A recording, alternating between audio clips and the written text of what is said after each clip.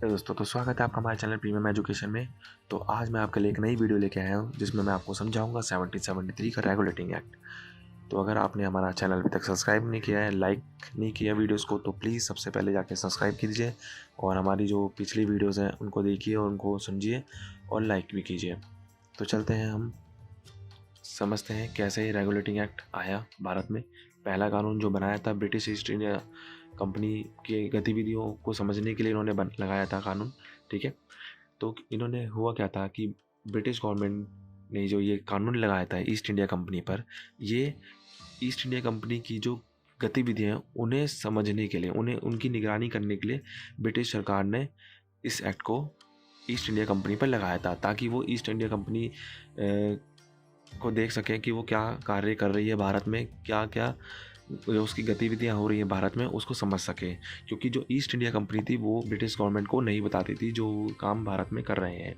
Like अगर जैसे east India company कोई व्यापार कर रही है भारत में और वो व्यापार अगर मान लीजिए 100 रुपये का हो रहा है, तो ब्रिटिश गवर्नमेंट को वो बता देते कम का व्यापार हो रहा है। तो इस तरह की जो चोरियाँ हो रही थी, इसे ख़त्म करने के ब्रिटिश गवर्नमेंट ने 1773 का रेगुलेटिंग एक्ट लाई।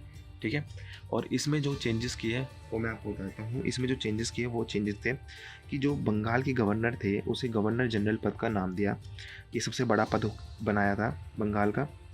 ठीक है, और उसके बाद जो मुंबई और मद्रास के गवर्नर थे उनको इस जनरल पद के अधीन कर दिया। मतलब वो छोटे पद हो गए और सबसे बड़ा पद जो था वो बंगाल के गवर्नर जनरल का था। और जो बंगाल के जो पहले प्रथम गवर्नर जनरल बने, यानी भारत के प्रथम गवर्नर जनरल, वो थे लॉर्ड वारेन हेस्टिंग।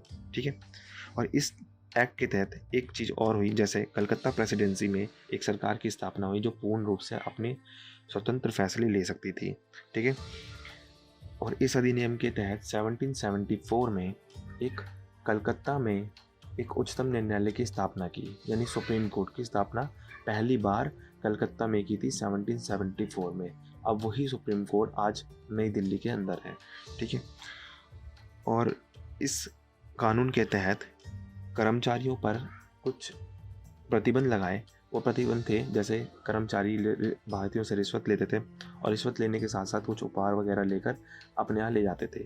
तो इस पर भी इन्होंने प्रतिबंध लगाए कि कोई भी किसी के साथ इस तरह का व्यवहार ना करे, कोई रिश्वत ना ले। ठीक है, तो ये भी प्रतिबंध इन्होंने लगाए।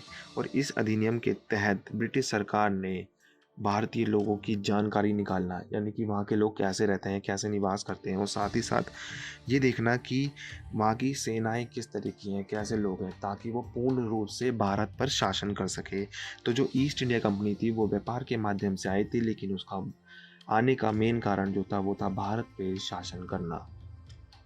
तो यही रेगुलेटिंग एक्ट था 1773 का। जो इसमें मेन काम हुए थे वो ये था कि बंगाल के गवर्नर जनरल को गवर्नर जनरल पद का नाम दिया था, और दूसरा जो था कलकत्ता में जो है उच्चतम न्यायालय की स्थापना की गई, और बाकी जो है नियमित और नियंत्रण किया गया कंपनी पर।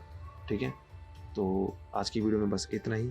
मिलते हैं अगली वीडियो में, और अगली वीडियो में मैं आपको समझाऊंगा 1781 का एक्ट ऑफ सेटलमेंट, जो रेगुलेटिंग एक्ट को ही सुधार कर, उसमें सुधार करके कुछ नया कानून उसमें लाए गए थे। ठीक है, तो वो मैं आपको अगली वीडियो में बनाता हूँ। आज की वीडियो में बस इतना ही। मिलते हैं नेक्स्ट वीडियो में।